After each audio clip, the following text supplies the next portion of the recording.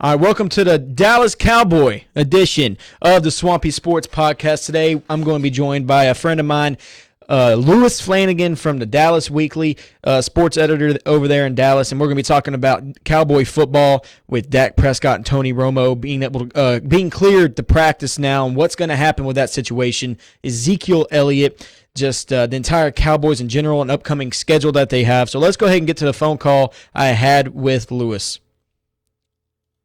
With Lewis Flanagan, the sports editor for the Dallas Weekly. How you doing, man? Man, I'm very, very good. Thank you very much for having me. Yeah, man, I'm really excited to talk about this, especially of how the Cowboys are doing now. They share the best record in NFL with the Patriots, with one loss on the year, and the opening loss, which would have been a win if Williams would have gotten out of bounds. But it's a great year going on. But the big question around here, since this is Dak Prescott's home area, what's the buzz going around the Dallas area over there? Like, who's going to start with Romo starting to get ready to practice again? What's the situation? Well, like all members of local and national media, we want answers, and Jerry Jones and Jason Garrett aren't giving them.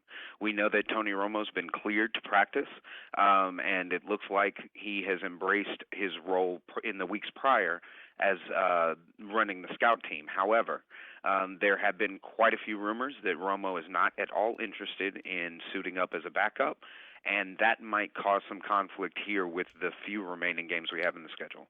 Yeah, and that's one thing I was going to bring up next was the remaining schedule, because it's starting to get pretty tough. The next game is at Pittsburgh, and then after that is 2 home games with Baltimore and Washington, and then you travel to Minnesota and to New York, and then there's another 2-game stand against Tampa Bay and Detroit, and then you end the season at Philadelphia. So do you think the remaining schedule is going to have a impact of maybe getting Romo back in there because of his experience in tough situations?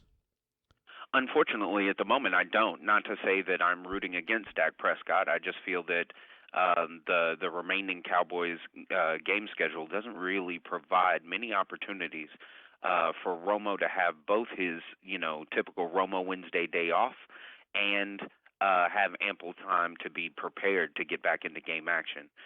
They've got, as you said, Pittsburgh coming up. It's obvious with the medical staff just clearing him this week that a start on this weekend wouldn't really make much sense.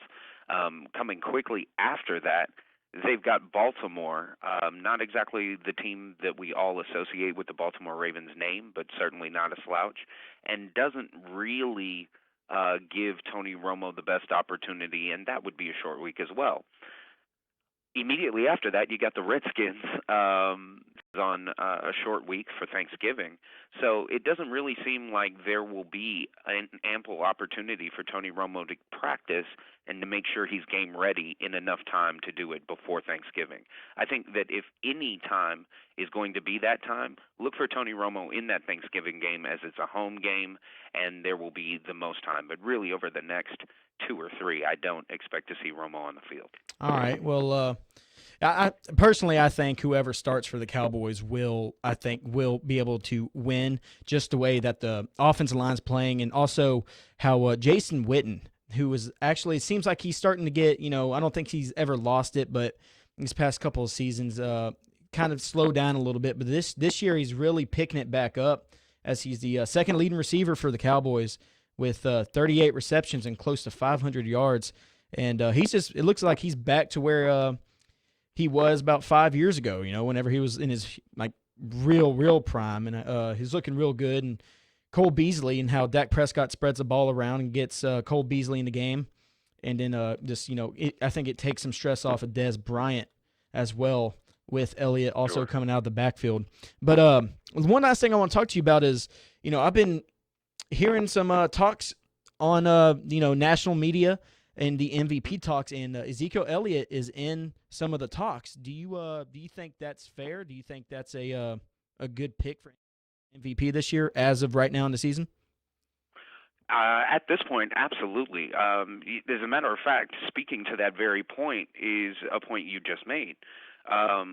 this offense that we're dealing with in the 2016 season was constructed to be Romo friendly, to give him the most options down the field, as well as a solid running game, which would include the offensive line as well as a marquee back. The addition of Ezekiel Elliott has allowed whoever is playing quarterback the opportunity to, go through progressions without prejudice and quite literally throw the ball to the open man and the open man only.